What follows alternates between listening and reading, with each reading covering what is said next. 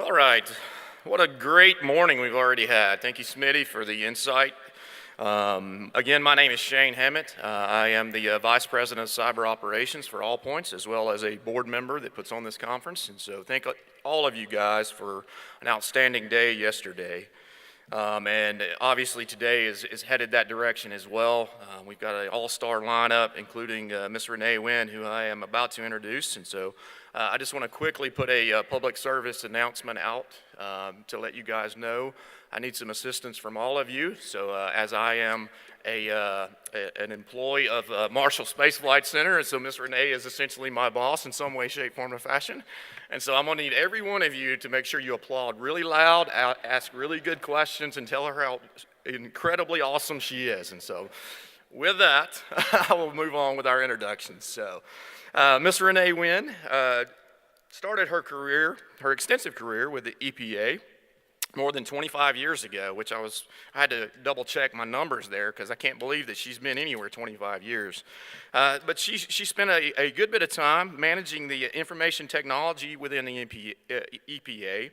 And just recently, in 2015, moved on to join NASA, the team at NASA, as the Deputy Chief Information Officer. She's currently serving as the Chief Information Officer there, and she is a graduate of DePaul University in Indiana. And so with that, I'd ask you to give Miss Renee a very rousing applause and tell her how great she is.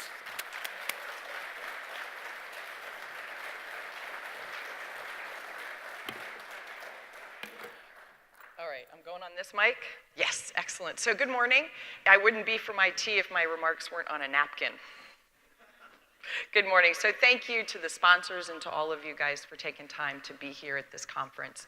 The discussion of cybersecurity is really important, but we also have to talk about a bit of a paradigm shift, I think. But before I get started with my remarks, I want to sort of remind you and you guys that you've been given this gift to be here at this conference. And part of that gift is for you to expand your network and learn something in the course of being here to bring back and put into action. Now I realize we've also had some high schoolers here and a lot of intermixing with that, so your networking could probably or should have been fairly diverse. And to the students that might still be in the audience, I want to thank you guys for your interest in cybersecurity. It's a huge issue for all of us, and there's some a large amount of complexity associated with it. But first, let me tell you why I'm wearing red today. Not usually speakers don't come out and dress this bright because usually want to hide in the background or come forward. And it is not for Alabama. I want to be clear with that. It would be a different shade. I know that. Or I would be in houndstooth. Right? And I also know that wherever I go, let's not get into religious debates, as one might do down here with the SEC. I am in this because I am rooting for the Caps. And tonight, yes. Yes. So we'll call this my all caps, thank you Las Vegas, outfit. I also figured too, that being a woman in IT, I might as well just be it, and hence you get the flowers. And I'm perfectly fine with it, because sometimes I can be a little unassuming, a little chameleon-like in order to get my way. And we're going to talk a little bit about why it's important to get my way here at NASA. And actually, it's the course that NASA had set itself on back in 2014. It was the fine print in my contract when I came on board that said, and oh, by the way, it's going to be yours to make happen. I didn't read that part because I was still just dazzled with everything about NASA. So let me begin by dazzling you with a little bit about NASA. First slide, please. Oh, do I have it? Oh, I am the one. Nope, somebody else has got it. Our founding directive, I call this our push me, pull you. So is anybody familiar with Dr. Dolittle? Yep, right, the two-headed llama, right? And it had to work really, the llama had to work really hard to get anywhere because it had to communicate with both ends. Well, that's a little bit of what we have to deal with. The founding directive for NASA is provide the widest practicable and appropriate dissemination of information. I call this our giving proposition. A little later, you can see the numbers, it says, and shall establish such security requirements, restrictions, and safeguards as necessary in the interest of national security. And that's the protect part. And so we have to intentionally give, not let it be taken. And perhaps you could Google search on NASA, and recently you will find that during one particular week, the FITARA scorecard came out. Our grade did not go down, but it didn't improve either, C+. The plus is because I am still breathing and reporting to the administrator. The second one was 4 audits were issued in the same week. And one of them was an urgent action by the General Accountability Office that said our IT management and our cybersecurity are such weaknesses that it gives people pause. Well, I'm going to show you a little bit how come cybersecurity and IT management is very challenging at NASA. And trust me, we are on the job to make a number of significant changes, and a couple of things are happening right now. And audits, the way I like to talk about it, make us better. But those aren't the only audits. I have 15 more that will be hitting the streets potentially through the rest of this fiscal year or calendar year. So it's not hard to audit IT and find something that could be better. It's not hard to audit cybersecurity. But what it's telling us is that the foundational pieces of NASA for better IT management and for cybersecurity needed to go into place. We're almost done with some foundational pieces, and now we have to build upon those pieces. And that's what I just told the National Security Council, the Vice President's Office, and the Space Council on Monday. So you need to believe it too. Next slide, please.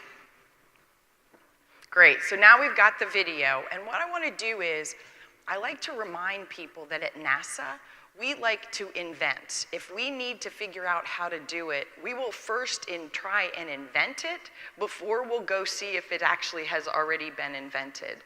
And for our long-term plans, we give out money for people to invent things, because landing on Mars with humans is going to be really, really difficult. And I'm here to remind you that space travel is also still really, really difficult as well. I know that SpaceX and NASA make it look so easy, but just remind you that is a boatload of power behind that rocket, and to put humans on it, it's a whole different ballgame in terms of keeping them alive and having them land safely. So what I want to do is show you a little bit about a satellite that was launched about a month or two ago. And it's to find new planets. So we're not going to be confined with trying to go to Mars. We're going to go find some other ones, and then maybe we can plan on going there as well. So why don't we go ahead and cue up the video, and I can show you a little bit about TESS. TESS, the Transiting Exoplanet Survey Satellite, is NASA's newest exoplanet mission. Led by MIT, TESS will find thousands of new planets orbiting nearby stars. During its 2-year survey, TESS will watch a wide variety of stars, looking for signs of planets ranging from Earth-size to larger than Jupiter. Each of TESS's cameras has a 16.8 megapixel sensor covering a square 24 degrees wide, large enough to contain an entire constellation. TESS has 4 of these cameras arranged to view a long strip of the sky called an observation sector. TESS will watch each observation sector for about 27 days before rotating to the next. It will cover the southern sky in its first year, and then begin scanning the north. TESS will study 85% of the sky, an area 350 times greater than what NASA's Kepler mission first observed, making TESS the first exoplanet mission to survey nearly the entire sky. Because TESS's observation sectors overlap, it will have an area near the pole under constant observation.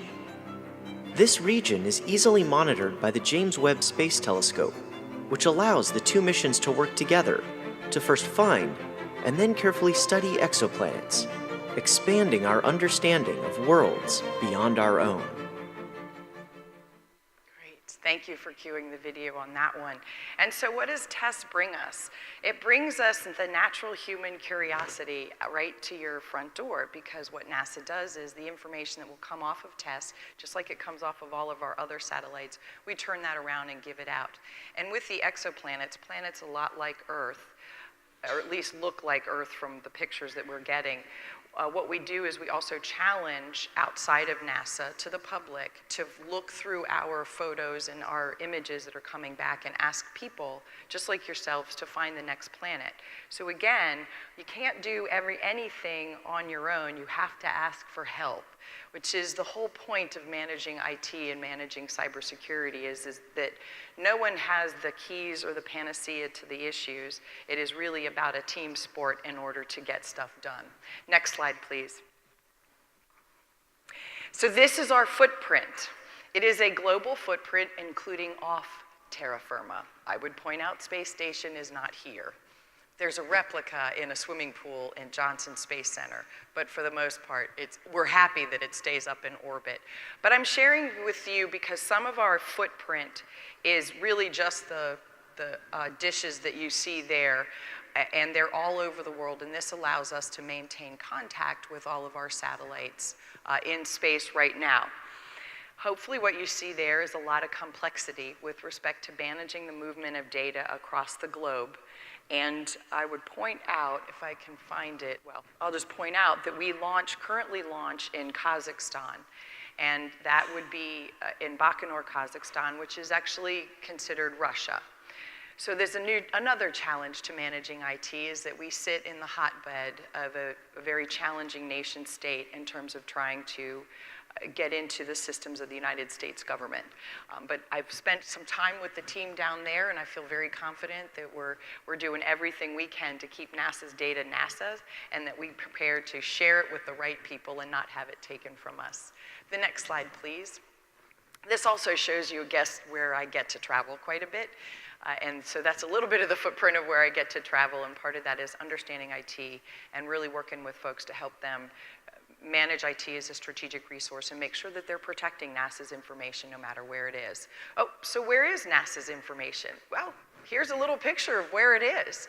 I can tell you that last year we did a very interesting IT decommissioning process, and that is we crashed our satellite Cassini into a planet. I don't know if anybody else has ever done that. I challenge every one of you to decommission IT a little more glamorous than that. But again, this is to paint the picture of the challenge that we have as well as the opportunity that we have to advance science for the benefit of humankind. You'll see out there Voyager 1 and Voyager 2. Those went on the chalkboard of design, and I actually think it probably was a chalkboard in terms of what we were going to do back in the late 60s, edging into the early 70s. That is not when we were thinking about cyber threats. What we were thinking about is, can I get it off the ground, and can I keep it in that, and can I get the images back and forth and stay in contact with it? It was state-of-the-art IT. I have more capability in my Fitbit now than we launched on this. Voyager just recontacted us. We were able to recontact with that one. And this is to show you that the operating systems that are on Voyager 1 and 2 are things that we have to protect. And yes, I have had to sign risk acceptance for the use of DOS, for the use of BASIC, and for a whole lot of XP, because that's what I get to support. And it does make for funny conversations. I said, well, do we actually have to worry about DOS? I said, one, I know how to write DOS. It's the only program I learned how to write. And do we really think the Chinese know how to do DOS, or did they just sort of leap ahead and get everything else in there? So we kind of had a nice chuckle about that one, maybe a little bit of a cyber humor. But this is to show you is we've got to keep data going back and forth from these systems, and look where they are. They're headed towards other galaxies. There's certainly a lot of monitoring the United States, and I imagine there's probably even more monitoring the United States than that which NASA brought to you with a lot of our partners. And you can see we're Mars, and we've got Curiosity is on Mars, so we are on Mars. We talk about going to Mars so often. And if you have an Alexa, then you can get your daily update from Curiosity by getting NASA Mars app. And then the other thing that you can do is you can, of course, get your space weather, because everybody needs to know that today there is a 1% chance of a solar flare. I'm not sure why I need to know it, but I know that because I get my regular updates on it. And that's a little bit about the Internet of Things that are coming into it. And NASA is trying to capitalize on that to keep science in front of everybody so that people are curious about what's going on, not just on our planet, but off of our planet. So that is our science fleet, so they say, and it adds to the complexity and the age of all the IT here at NASA. This is the IT that I call our good legacy IT. So when anybody starts in on legacy IT and you need to get rid of it, I go, no, I think we're going to go ahead and keep these operating. But then if our HR system is written in DOS, I've got issues with that one. So let's next slide, please. So this is really exciting. So how many people have flown recently? And now I saw some of you on my flight, so I should see if you, great. You can thank NASA and our partnership for safety and sustainability. You know how the wings now go like this? We did that. So we want to touch your lives. Actually, we do touch your lives in many, many ways because of all the weather information comes down and shared with for NOAA that comes out to the National Weather Service. But this is our latest thing in aeronautics, and there's actually another cool story about aeronautics as well. Aeronautics is not a lost field by any stretch of the imagination. What we're trying to do with partners across the globe is go faster without hurting anybody because of the sound barrier. So you've got the low boom flight demonstrator, the X-Wing project that's coming on. And we just issued that contract to Lockheed Martin, I think that was, and that was recent. So we're very excited about that. Now my wish for this airplane is that you're not required to know yoga or origami to sit in the airplane seats. Since I work at NASA, I'm going to make sure, and as part of the process for advancing in the key decision points, I'm going to make sure that the seats are a lot more comfortable on those planes. You'll thank me later for that one. But and the other part is too, is I wanted to point out is when I talked about the wings tipping upward like they did, for the longest time we stopped being curious about something that was functioning. And in cybersecurity, just because it's functioning, you need to get curious about it. Is there a better way to do it? Can I move faster into getting a vulnerability patched or something like that?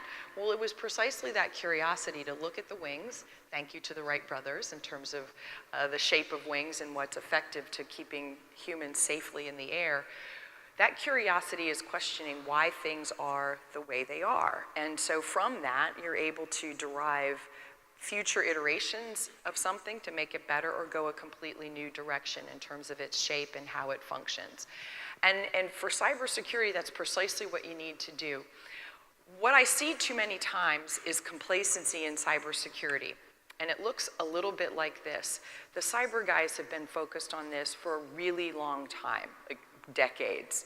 They're finally getting attention. Now, a lot of my top-notch cyber folks would prefer to be staring at the computer, punching at the keystroke, instead of looking me in the eye and talking to me. They're also generally shyer and a little bit quieter. I am at the other end of that spectrum. I am neither quiet nor shy. Upon getting off the airplane, I got to meet 3 or 4 people off that airplane. I think that's more the job and not the red jacket that I'm wearing. And so you've got to work with them in order to understand what they're trying to say, because they love what they're doing. But sometimes when you love what you're doing, you can get so focused on how you're doing it, you forget to do it a different way. Or attend a conference like this, meet other people's, that sparks your curiosity and re-energizes you to go back into the office and experiment with different ways of doing this. The way we are doing cyber right now, in my personal opinion, is not what's going to be effective in about 5 to 10 years from now. We feel like we're always in a race behind, right? The greyhound's chasing the rabbit, right? And that's not working in terms of large complex systems like NASA has, because you're always going after vulnerability, and when you have over 200,000 pieces of equipment, that's a lot to go after. And sure, I can bring in robotics, and I can bring in machine learning and artificial intelligence. That makes the same thing go faster. What I want to make sure that we're doing is not only going faster, but testing the effectiveness of what we are doing. And so there's new software coming out. There's a lot of cool things coming out. The importance is getting the right data and being able to trust that data, which is part of cybersecurity. Is the data what is it intended to be from the time that it left to the time that it got to you? And figuring out how to look at that data much like you would look through a prism to make the rainbow maybe go a different direction, and then find out how we can do things and ensure the effectiveness, and then build upon every time we experiment and that experiment plays out the way we intended and increases the effectiveness, then just keep building off of it. So one of the things we have to guard against is the complacency of, I'm doing my job, this is the way I've done my job, this is the job that I love, to sort of saying, well, how can I keep making my job more interesting, or can I do something faster and more effective? And then talk about why you think it's more effective. And I bring this one up because the cyber guys, going back to the first comment, was a lot of them knew what was going on, but people didn't hear them. And unfortunately, what we had to have was a few significant events before people started to listening to the really smart cyber guys. And so now, the cyber folks have to understand the business, you know, which data, if you're under an all-out cyber attack, what do I have to protect? Because I can't protect everything. If I lose all the power, which systems am I going to keep up? We know that that will be the systems associated with space station. I do know the answer to that question. But they need to know all of this and how the business operates so that the anomalies that they might see, they know that they're anomalies. And so we need to invite the cyber folks into the business side or mission side at NASA to be part of that understanding, because they're going to see things we can't and we don't see. And they can help us, again, continue to get effective and build our knowledge. In terms of what our IT is telling us. They also have to be in the middle of operations. Because if we don't put them in the middle of operations, we let our data out without closing the gate. We're actually really good at that at NASA. And fortunately, we have excellent partnership between the ops side and the cyber side, so that in our deployments now, as we are building them, we're getting ready, we're working on deploying Office 365 this fall. The cyber folks are part of the team. And that hasn't always been the case. And so I am more confident that when we go through decision points and whether or not we proceed with Office 365, I know that cyber has been taken into consideration from the get-go, because it's a lot easier from the beginning than it is to bolt on to what's happening with that. I don't think there's another slide, but go ahead, next slide. Yeah, that's the end of it. It's just to advertise our really cool meatball, right? So good. So you guys have invested a whole lot of time, and you can read the reports about NASA and our IT management. The headline is something like, "You're dumb, ugly, and stupid." And in that 2-point font, the really tiny font, it says, "Yes, and you're making strides." And we are making strides because we're doing the right things, but it took a long time to figure out what those right things were. First of all of the really cool things that I show you, every single one of it was managed by a team of engineers or IT people doing their own thing, not connected to the team that was right next to them doing their own satellite. So if this is how you grow up, and we've got 60th anniversary for NASA, we had 100th anniversary for Langley, so we've got 60 years, 100 years of IT being done because that was the practice, and that's okay. Exactly, I just invent when I need it in order to launch it. Well, then all of a sudden you sort of wake up and you say, wow, there's got to be a more cost-effective way to manage it and a better way to protect it. And so NASA embarked on a journey to put NASA on a track to treat IT as a strategic resource. Well, you would think what we said is, we're going to take your firstborn. Now, many parents would probably offer their firstborn when they're 13, which is probably not a good strategy. You would have thought that's what we said. But that's not what we said, but that's what was heard. And the most important part of success is dealing with your culture.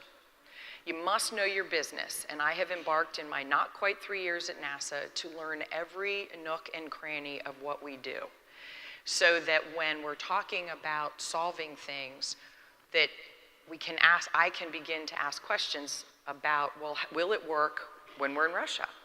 So Office 365 requires this constant back and forth on it. Well, I can tell you from being there, and there's some folks in the audience that have been there a lot, and that is the pipes aren't quite the same as they are in the United States. So we've got to think about our clients in terms of when they're operating in Russia, how are they going to get their email? And so we can at least then begin, the engineers can begin to work on those solutions. And then it's not for me to solve, it's for me to get the right people at the table. So you get to know the business, but the other part of the culture comes with education. And why is cybersecurity so important? Well, the good news is, maybe it's really bad news, is that the OPM breach, Target's breach, Sony's breach have all made it pretty popular media to say, this can happen to you. And that was a bit of the wake-up call. And so within NASA's culture, what I've been striving for, and I hope that before I leave this really is it, that we are both a safety culture as well as a cyber safety culture. Because the two go hand in hand nowadays. Because what if somebody got a hold of the HVAC system, right? And they started messing with the temperature. You could really harm some folks on that one. And the temperatures, we've got cold rooms, we've got rooms that are, we've got rooms that go to all sorts of temperatures to mimic what it's like to be in space. Well, what would happen if somebody got control of that? That asset is pretty far into the middle of our defense system. That means a lot of things got bypassed. And so that's part of the scary part is even our institutional controls systems, our HVACs, and that really now are a threat. Nest, have it in the house. It's the one thing I won't do. I've got a lot of technology in the house. I do have an Alexa. I have 2 dots. I have Look, the camera. That's for the fashion side. Sorry, guys, got to speak to the girls in the audience. And that is it'll tell me if I'm looking okay in that outfit or not. And at 5 a.m., sometimes I need another opinion. But it can't be mine because there's usually not coffee or food yet in the bloodstream with that one. And they do worry us because of what they can do, but I've made a decision, I've made a risk-based decision to say that's okay. My life's not very private anymore as it is serving at NASA. So I've talked to you about the culture. Well, the culture is comprised of people. And so it's very important to capture the hearts and souls of the people and make them part of the solution. I've had many a conversation lately because NASA is now going to enforce a policy, sorry cyber people, but I'm going to confess it, and that is that no more unauthorized devices on our network. I know, that was so 2006. We're getting there.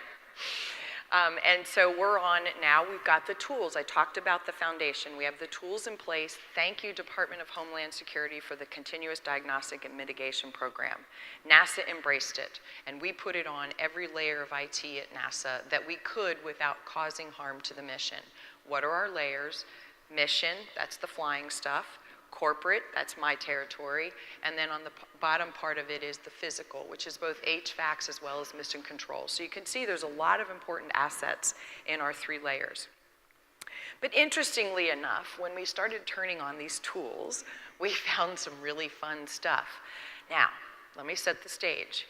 You think of us as pretty amazing and really smart people, but for present company included, they really are pretty smart and really amazing.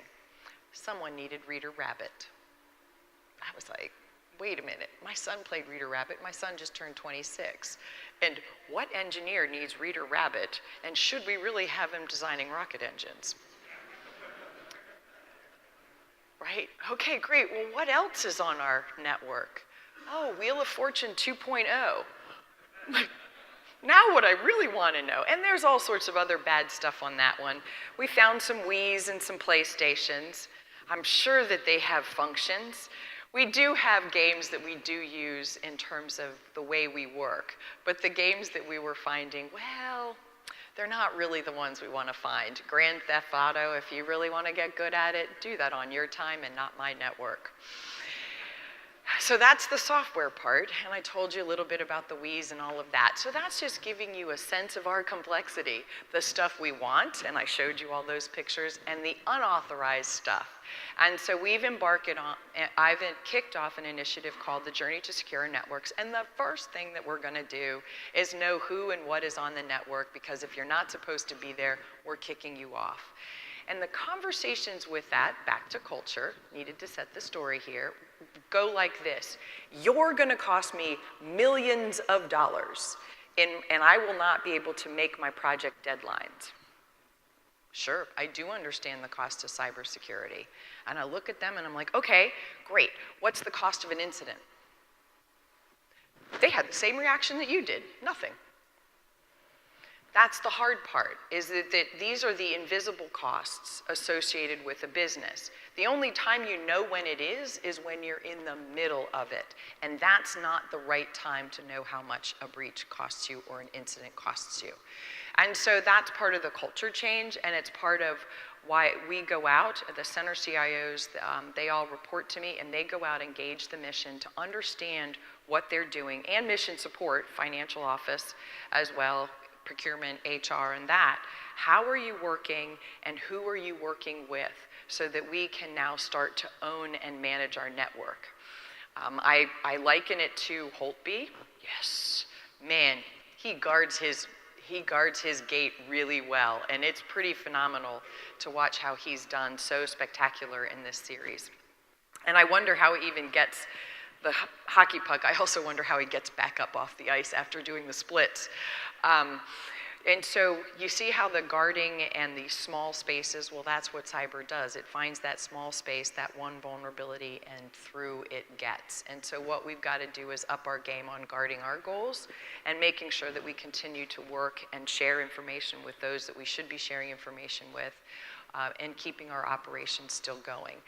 So culture is filled with people. And then you've got to evaluate your processes to make sure that A, they're not just friction and bureaucracy. Well, how come it takes that long to do something? And then, of course, you can get into the tools situation, and then how do you illuminate the data? And NASA does really cool things with its data. In fact, we give a boatload of it out. Boatload would be something like a petabyte in technical terms. And what we do is we share that, and what we're trying to do is know who we're sharing it with so that we know a little bit more about those interactions between the academia or our foreign partners and what they're grabbing from us. But our data can do more than just help us find new planets. We worked in partnership with a couple of other entities to save fighter pilot lives. And this is why securing your network matters. What we did, or what some really smart people did, is that when you get up at the the G's, up into the G's, sorry, coffee's still kicking in here this morning, and you get up there, a lot of times the pilots will pass out. And that is really a dangerous situation. It's also how we've lost many of our men and women pilots because they're out cold and they can't control their airplane. But in partnership with NASA, we created a system software automation, a bit of robotics, I guess is how you would describe it. And this actually happened, and we tested it before we went live, is that put it on the avionics, and the pilot passed out. The plane was then taken over by the software, and the pilot came to, and he landed safely. He came and he spoke to NASA and said, thank you.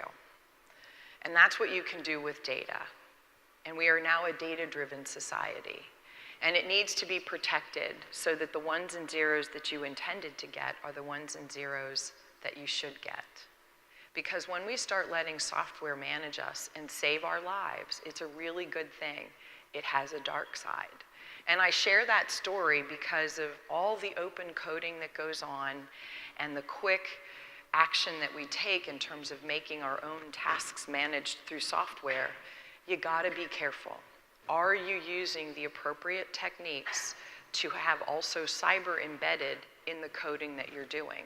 And I saw the list of some of the vendors here, and I know a couple of them do have products that allow you to do secure coding. Because you never know what your software is going to be used for, or who might rely on it, and that's okay. Just always make sure that the techniques that you use in doing your coding are secure coding, because it could be the life that gets up and it being saved by your actions. And we are moving to a software society, so it does make sense for us to really be paying much more attention. And I know the high schoolers are here, and I don't know if any of them are in the audience. If you could learn anything from the beginning of your coding, please know that make sure that you do it in the most secure fashion, because as you release that software, you have no idea how that person is using it and what they could use it for, building off your great work. So if you begin with cyber in mind, it's one less worry for a lot of other people around here, especially people that have a title called CIO. So that's a little bit about NASA's history and the direction that we're going. We have almost fully deployed CDM on our mission networks. I think about 80% now. We're 90+% on our corporate, and it makes a difference. And I'm going to close with one more story about why you need to know about all of your layers, and you must understand that they are all connected. Because I do not like the term air-gapped, because it doesn't take long for the smart people to go, it's not air-gapped, I'm now on the other side. And they're like, what, huh? And you're like, yeah, I'm staring at your computer right now, and here's what it says on it. And that's usually a really good lesson, but know that your cyber folks can, if you challenge them, they could probably challenge you back when you least expect it. But we are now dealing with an incident, and if you haven't started to pay attention to industrial controls, use this as a warning. NASA has a sign. I don't know what the sign is. It could be the cafeteria menu. It could say, go this way for so-and-so's office, or it could say the picnic is tomorrow at 4 o'clock. But that signpost was used to stage data that they were taking from NASA. So they used a sign, Raspberry Pi, and jumped into the corporate network, because it went on the wrong network, not the guest network, human factor. And then it went through the corporate and got into the mission network. So you can talk to me about air-gapped. I can tell you a little bit about what air-gapped really means. And so now we have an incident where all three of our layers have been compromised, and it's a big challenge to find out what really happened, because it's a lot of hardware and software that got navigated through. So there's a lesson. Make sure that your humans feel loved and that they pay attention when they're putting things on the network. Perhaps have a few more checkpoints to make sure it's on the right network, and recognize that your institutional controls cannot and should not be on the same network as your corporate network, and that you better make sure that your mission critical stuff or your business critical stuff is really and truly not touching some of the corporate stuff that we use to just run data. It will, because most backbones are managed by CIOs, but you need to do everything you can, because this is not the only story where we have pierced through all three layers of IT, as we call it at NASA. And it's a wake-up call. Never let a good crisis go to waste. I'm getting pretty good at that one at NASA. And that's why we had to do what we did, and that is put ourselves on a journey to secure our network. And I hope in 18 months it'll be very obvious that we will know who and what is on our network, because we'll have worked across the entire agency to know how people work and who they work with, and either provided the tools or made the changes to allow our great mission to still happen. So I want to thank you for your time, and I think we have time for questions. Is that right? Excellent. So we will go ahead and open that up as questions, and if not, I've already got a couple in my head that I know that you really want to ask me, so I will ask them, but I'd rather have them come from you guys instead of standing up here with a ego-driven, I know what you want kind of attitude. So I'll give people a second. The microphones, I think, are right back there.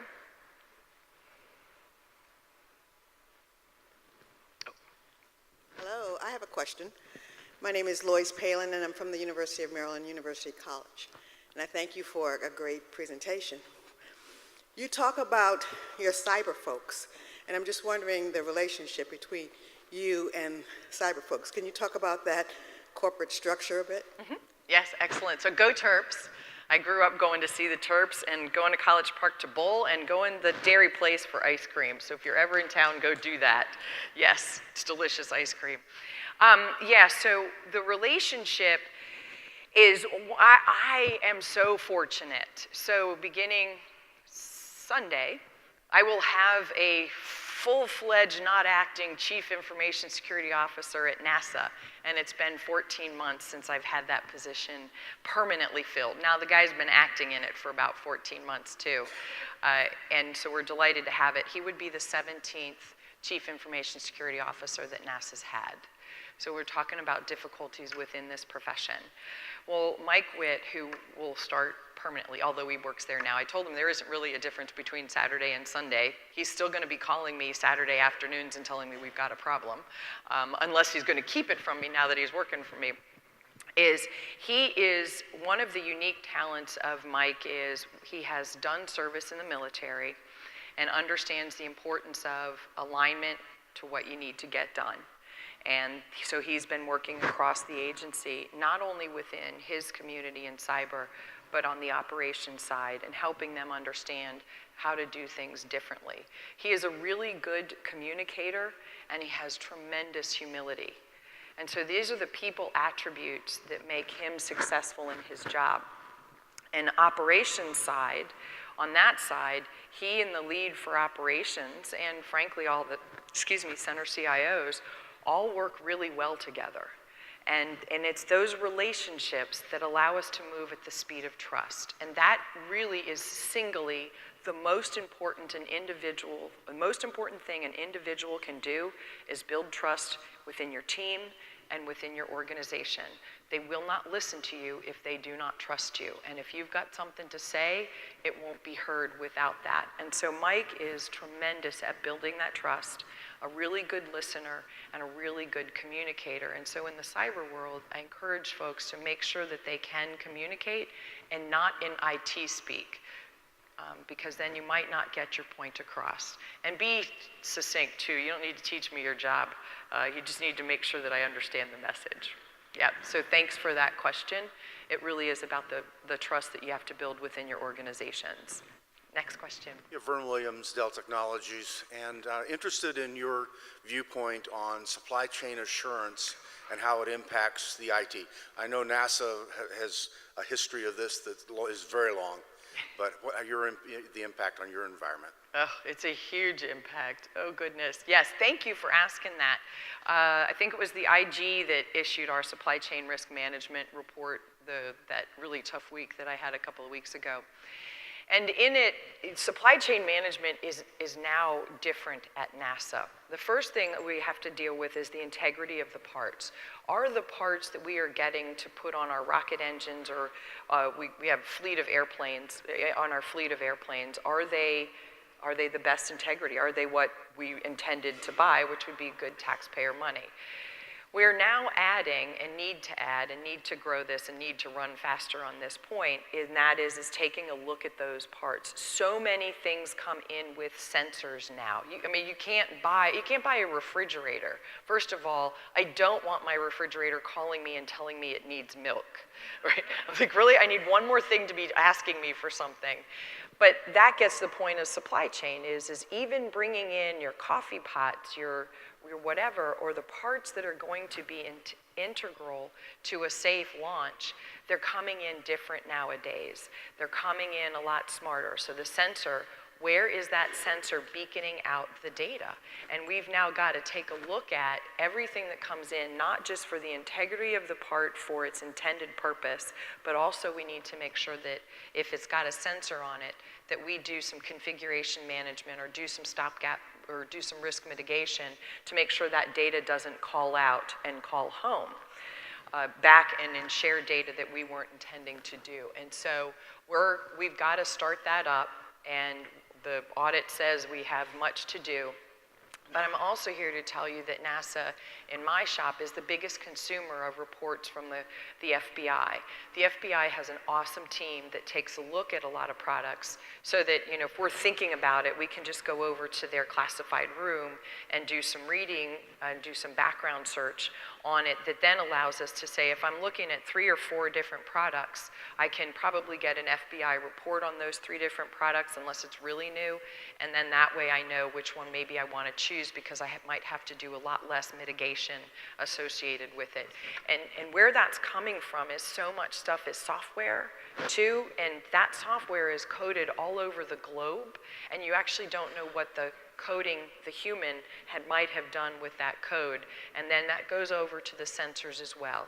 Does that sensor allow data to be stored? Usually the answer is yes, and what is it doing with that storage? Is it actually computing it? Was it doing something with it? So we have to up our game in supply chain management, and frankly, everybody needs to up their game in supply chain management. Homes, in your house, oh my gosh, we should probably shield them with, radio frequency things. I just learned the other day that the way the walls are designed and the materials matter. Fascinating to talk to engineers sometimes, and actually it's always very fascinating to talk to them. But your home is also pretty dangerous nowadays because it's beaconing out all sorts of data, and so take the time to pay attention to where that data are going so that you don't make yourself a victim of identity theft, or somebody's not monitoring your house when you come and go. I live in a crazy neighborhood, and I live very close to Washington, D.C. I don't lock my cars. I've gone on vacation with my front door wide open.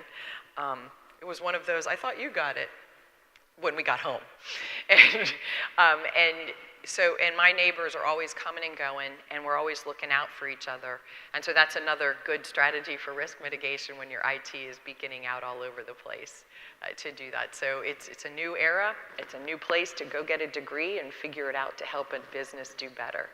It's very exciting, I think, because it's really cool when you hear and learn about how things get made to do that. So thanks for asking. We need to get better, and I've been told that. I'm trying. Good. Other questions? So let me just finally close here with a very popular question. And that is what is it like to be a female CIO? And my answer is, I actually don't know the difference. I've never been the other.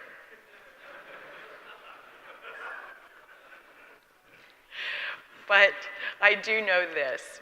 I know that respecting everybody and listening to everybody is really important. I know that creating an environment to say the tough things is critical. NASA's history tells us why that is very critical with the O-ring story. I know that I have to spend a lot of time working with folks to get them to be better, including having the tough conversations. And I have to leave my ego at home, because if I didn't, I wouldn't make it through a day. And why that is because it's really important, no matter what your job is, to serve both your mission and your agency or the entity that you work for, serve your team, and remember to serve yourself. And the serving the self part is not an ego thing, but it's always making sure you're bringing your best. So I come from a background of sports, including when I wasn't permitted to play sports because of that gender issue that I talked about already. But it taught me a lot. It taught me a lot about asking for help is actually a position of strength. It taught me a lot that my teammate next to me, and even if I were captain, might have something to say to me that is worth listening to. And it also taught me that I played a lot of soccer, so I'll use that one. I did play basketball, but everybody else got taller and I didn't. I just like to throw elbows. And only one yellow card in several decades of playing. That was pretty good. And that is that what I also learned is I had to pay attention to my own skills and make sure that I was working the hardest. And so when I drive, I'm either learning a language. I'm getting ready to go back to Austria here, so I'm working on Austrian. No, I'm not working on Austrian. I'm working on German. And that, I've been to Italy. I've worked on Italy. I've been to France, and I do that. In Japan, when I went, I did a whole book on its culture. I have books read to me. But I also read outside of the sort of the typical swim lane, a little bit about philosophy. That one's a real struggle. Philosophy is not as cut and dry as I'd like it to be, but looking at your own education from a bunch of different facets will also enlighten you to different things that are different signals that are going on within your organization and allow you to maybe take action or just sit back and watch. And so being a female CIO, I told you I don't know the difference. It's really about trying to bring your best self to your job and treating everybody that you come in contact with absolute respect and always listen to them. It might mean that you're a little late for a meeting, but for that person, it really makes a difference. And when you make a difference at an individual, that person will thrive and that will spread such a positive energy. So that's what it's like being a female CIO at NASA.